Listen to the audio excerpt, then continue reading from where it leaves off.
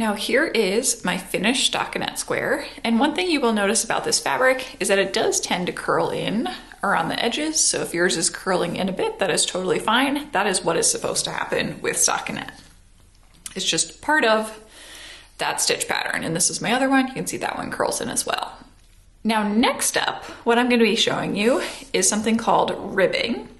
And ribbing, usually it's used around sweater sleeves, sometimes it's used for cowls, bottoms of sweaters, the top of socks, different things like that. And what's nice about it is it creates a really stretchy fabric.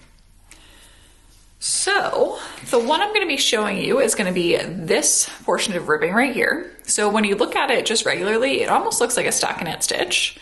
But if you notice, if you stretch it out, you can see that we're actually alternating between knitting and purling.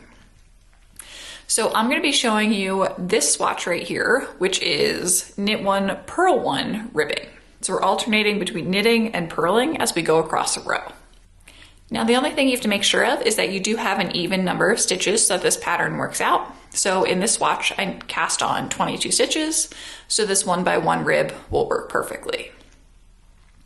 Now working across, we're going to be alternating, as I mentioned, between knitting and purling.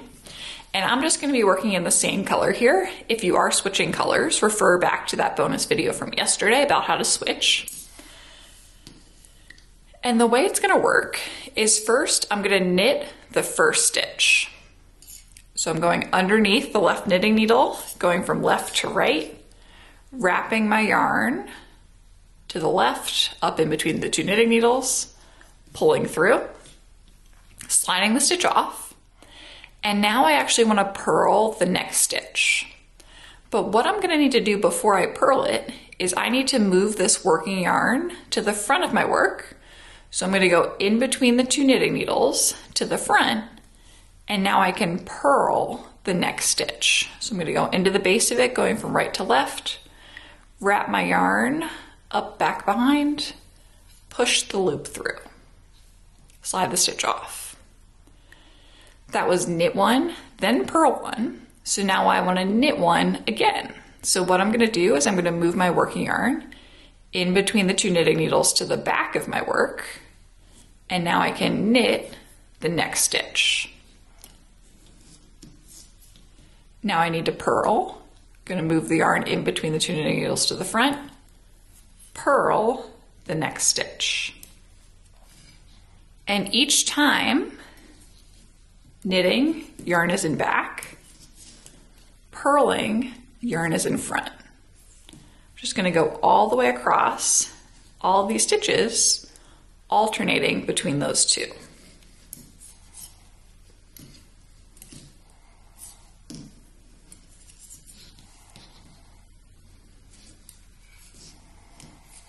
And if you ever forget where you are in the pattern, you just want to look at what your stitch looks like just below it. So if you have a little bump just below the loop on the bar, that's a purl stitch. If you have no bump and it just looks like the V shape, that's a knit stitch. So my first one has the V, that's a knit. Then I have a bump, that's a purl, V knit, bump, purl. And I can read my knitting just like that. So the last one I did there, there's no bump, it's just a V. So I knit. Next one I'm going to purl.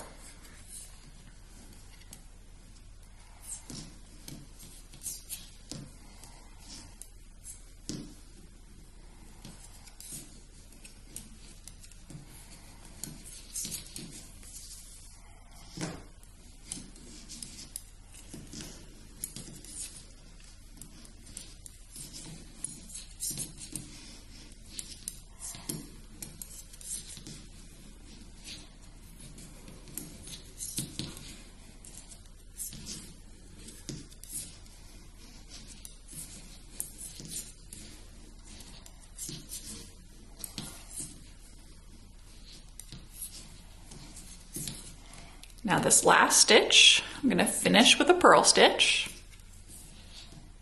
And now I'm going to turn my work over to the other side.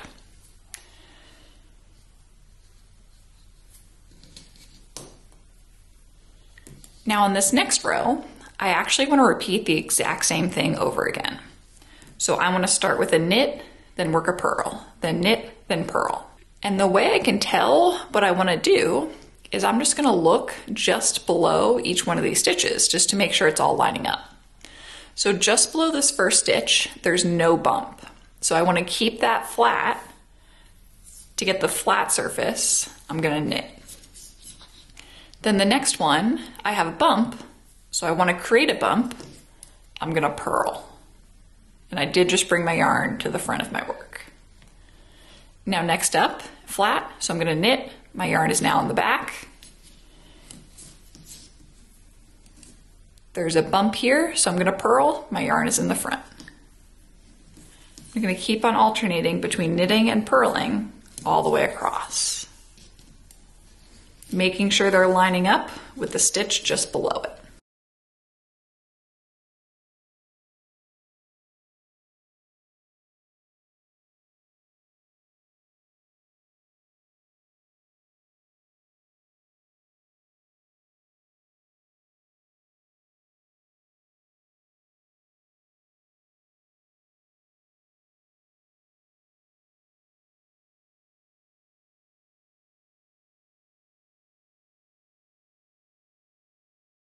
I've finished with the purl stitch.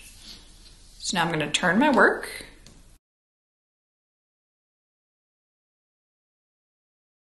And now you can see the ribbing starting to form. So you can see I have columns of the V's, and then next to it I have columns of the bumps. Then I have more of the flat V's, bumps, flat V's, bumps. So that's exactly what I am trying to create. So if I look at my sample again,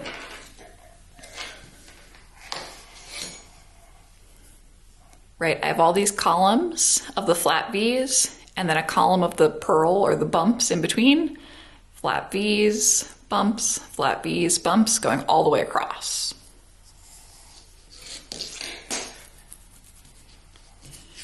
Now all I'm gonna do is keep on repeating that row over and over again.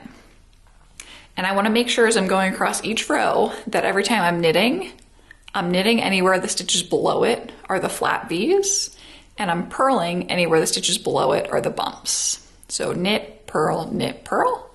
Then when I turn my work, again, I'm knitting anywhere there's the flat stitches, and I'm purling anywhere there's the bumps.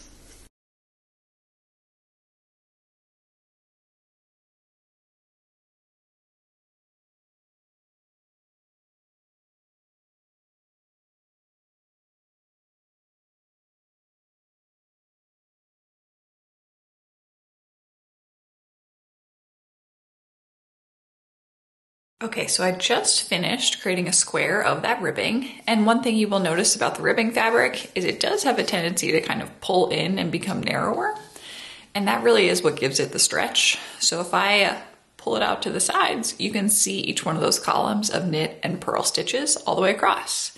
So this is a really useful fabric and stitch pattern to know, especially because it has so many different applications. Like I mentioned before, the top of socks, sweater sleeves, a lot of different things. Scarves, you can knit a whole thing out of this. Now, as a preview of tomorrow's video, what we're gonna be doing is really similar to the ribbing pattern where we're alternating one stitch and another stitch. Just now, we don't wanna line them all up. And we're gonna create a pattern that's called seed stitch. Now this is one of my favorite patterns in knitting because I love the texture here. So all we're doing across each one of these rows is knitting and purling, but we're actually gonna switch up the pattern between the front and the back side of our work. So that'll be tomorrow's video.